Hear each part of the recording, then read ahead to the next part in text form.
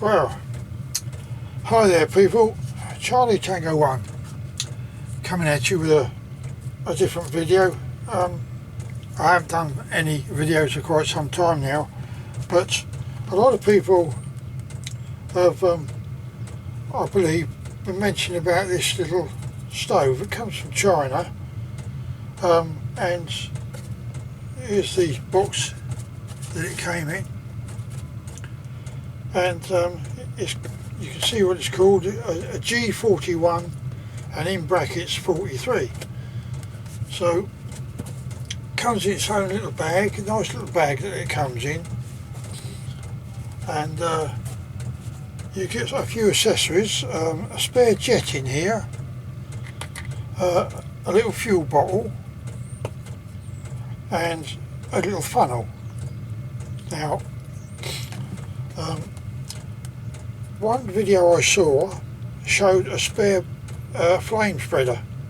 This is a silent spreader, this one, but you get a spare flame spreader with it. Well, I haven't got one with this, so I'm hoping, I haven't tried it yet, but I'm hoping one of my flame spreaders that I've got from my Sphere 123s and 8Rs will fit it.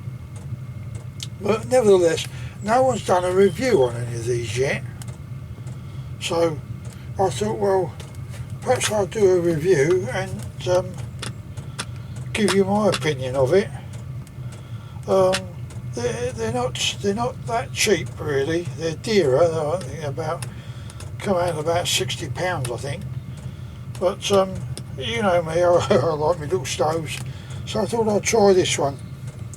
And it's let me turn it round so you see the model number or whatever it is, or I can just pick it up and bring it to you a bit.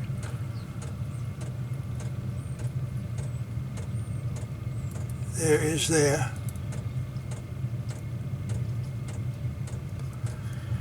So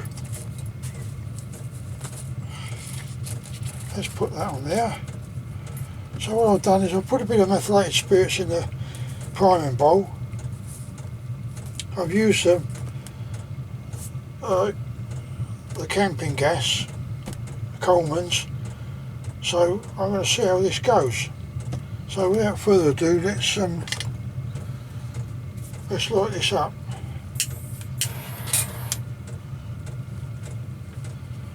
There we go, I should do that. She's a glowing. That little ticking you can hear in the background is my Chinese night eater, which I've got in my shed. I bought them last year because it's getting a little bit too cold in here and I've got too many tools in here to go rusty. So I thought, well, no, I'll do that. So I managed to get that before the cold weather crept in, and I did get a bit of condensation on my old sewing machine. And I thought, well, that's too expensive to get that ruined, so that's when I decided to get these night heaters. I got one indoors as well, and it saves on my old electric and gas bills tremendously. Alright, so you've got to go and buy a couple of gallons of diesel now and again. You know, well, I can live with that. I'm going to let this go out. Let's just turn the light off for a minute. But if that helps or not, it might do. And, oh, take the key out. Don't leave the keys in, they get too hot. So, I've only used a couple of squirts of this thing in the priming bowl. We'll see how we go from there, really. So I'm just going to let it burn down and burn down. You can take, there's 3 screws here holding this windshield on, so you can get to undoing the stem that draws the fuel up. There is a wick inside it, and it works on the same principle as the the 8R and the Sphere 123R. So they're all of the same function. She's about to go out, I think, actually. There we go. Let's see if I can get it going now. Right, let's give this a try, shall we? Oh, let's undo it first. Oh, and there we have it. It's a nice little stove, isn't it? I'll turn the other lamp out.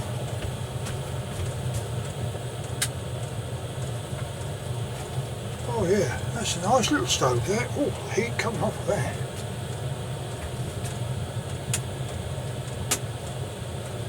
So there you have it. You have got a pricker in here as well.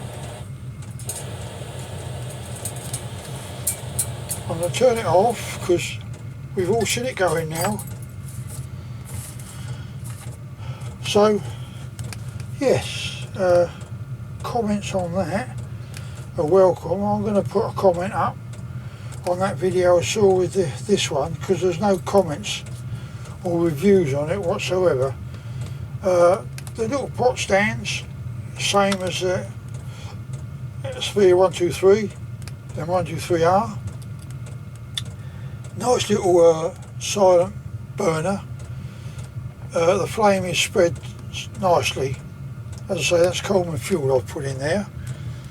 The key, do not leave your key in, it does get hot very quick. The key is, I would say, the same size as the 123R and the 8R stove. The 123 key is very small, so that's what makes me think it's a 123R. It's a right angled valve, so it's got a needle in it to clear the jet should it get blocked or something. Made of stainless steel. Very nice little stove, I think. Yeah, I'd say just doing that for a little while, that got quite warm. But there we go, I'm going to put that in there. Oh, that one's hot. So I'll move that later, it's got a bit hot, that one. And I'll say that's my opinion of it. Oh, that one's gone hard, so hard it just has.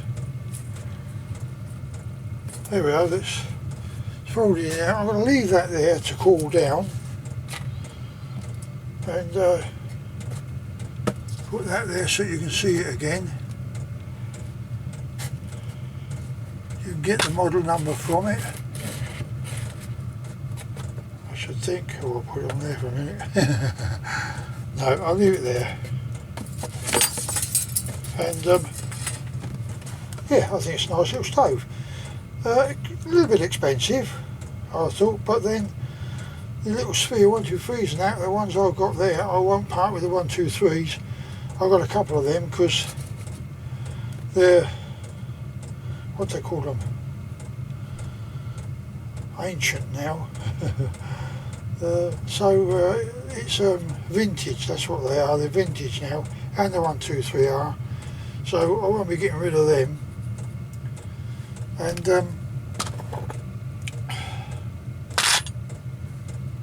there you have it. I don't think there's any more to say on that little baby, but yes, I would, if someone wants to buy one, I would recommend it. It's a nice little stove. The priming bowl, which is within the tank, is a nice deep one, so you don't have to fill it right up.